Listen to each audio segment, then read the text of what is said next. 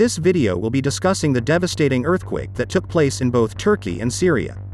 It will be discussing what the international response has been to the earthquakes. As well as this, it will be analyzing the criticism both the Turkish and Syrian government have faced over their inadequate response to the earthquake. Before this video begins, make sure to like and subscribe.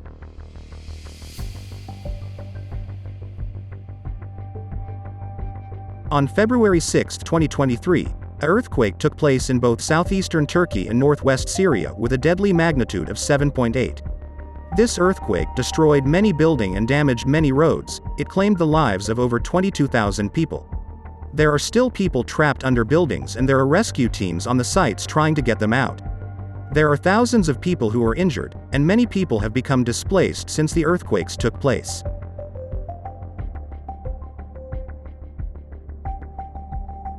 The global response to the earthquakes that took place in both Turkey and Syria was that immediate response was given by charities that were already on the ground. For example, charities such as Save the Children said they responded quickly to the disaster and helped provide safety for its staff in both the affected regions. In Syria, the charity has partnered with other organizations in order to be able to access the damaged area and provide support to the region. Whereas, in Turkey, Save the Children have created a response team which will be providing support to those affected by the earthquake across the region, in line with the coordination of key stakeholders and the government. In addition, other charities such as Islamic Relief have been providing support, both in Turkey and in Syria. They have been providing shelter, cash grants to those who need it and medical support in both regions, as well as many other things. When it comes to governmental support, the UK government, as well as many others, have provided immediate humanitarian assistance in order to help in rescue efforts. The UK is providing aid to Syria and Turkey in the form of search and rescue specialists, as well as medical teams and sniffer dogs. As well as this, heavy-duty equipment that will be sent in order to help dig and cut deep into collapsed buildings and help bring people out. The UK will also be providing extra funding of up to £800,000 for the northwest Syria region, in order to help assist with search and rescue operations in the regions.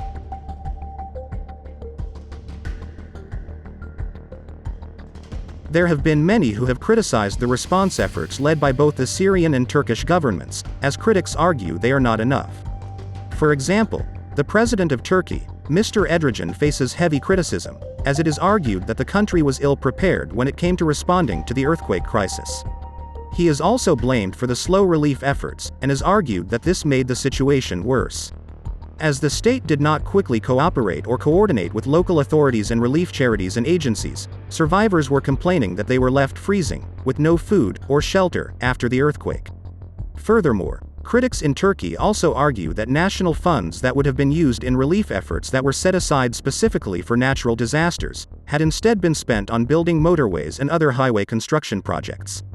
There are also complaints that the buildings that collapsed during the earthquake shouldn't have, as they were built only a few years ago, which meant that they should have complied with the 1999 Earthquake Regulations Act and should not have collapsed.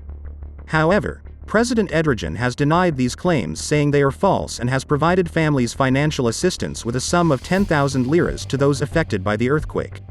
And has claimed that social housing will be built within a year and given to all people affected by the earthquake. Politically, it is argued this could be quite serious for President Erdogan, as he is facing a general election in 3 months and his poor handling of the humanitarian crisis could affect his chances of winning. There are rumors he may delay the election due to the earthquake. Similar issues are faced by the president of Syria, who again has been criticized for his poor response to the earthquake. The Bashar al-Assad government has been criticized for the lack of relief and assistance they have provided to the victims of the earthquake. The government has been quick to move blame to the Western sanctions, saying that due to the sanctions placed on Syria, relief efforts are slow. However, it is argued that this is not the case, as US sanctions exempt humanitarian aid. Recently, it is now being claimed that Assad has agreed to reopen relief routes from government-controlled territory into rebel-held areas to help provide relief and support to survivors. For more videos like this, make sure to like and subscribe, and let me know what you think in the comment section on whether or not enough relief has been provided to Turkey and Syria after the earthquake.